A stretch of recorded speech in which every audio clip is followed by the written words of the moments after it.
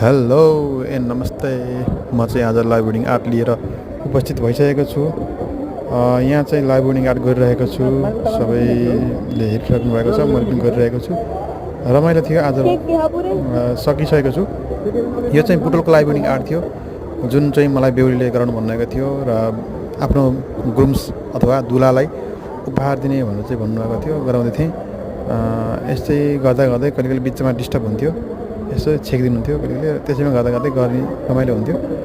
यसरी दुलाले हेर्दै गराउँदै गर्दा त्यो एउटा रमाइलो अनुभव पनि छुट्टै हुन्छ भने चाहिँ तपाईँहरूलाई पनि यस्तै यस्तै गरी आफ्नो ग्रुम्सलाई अथवा साथीलाई कसैलाई गिफ्ट गर्नु परेमा भन्नु होला।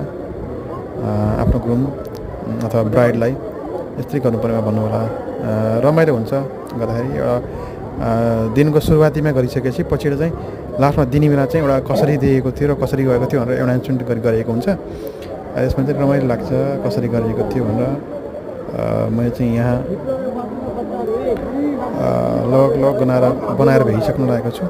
अलिकति मण्डपको केही सजावटहरू अझै गर्न बाँकी छ, गरेर भइसकेपछि तपाईँहरूलाई चाहिँ सो गर्नेछु। यो भिडियो नभए अर्को भिडियोमा पनि गराउन सक्नेछु।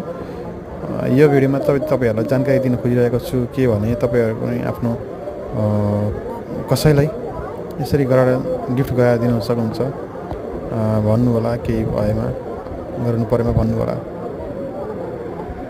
यसरी चाहिँ लाइभ बोर्डिङ आर्ट गराएर एउटा उपहार दिने प्रचलन आइरहेको छ।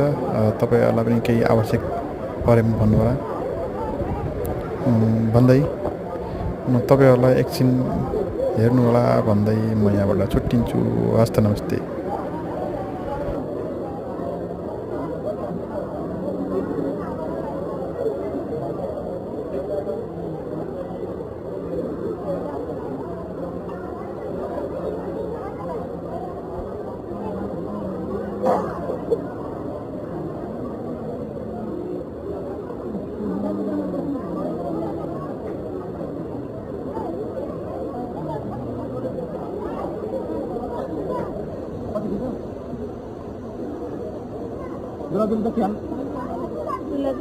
दुला देखिनु हा, दुलाईलाई उता छेक्नु हा, दुला नि बल्ल देखिनु हा।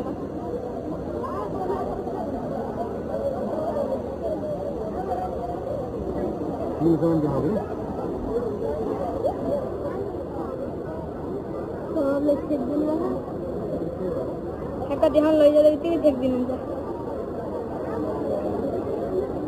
फिर काट्दा फेरि फेरि नआयो भिडियो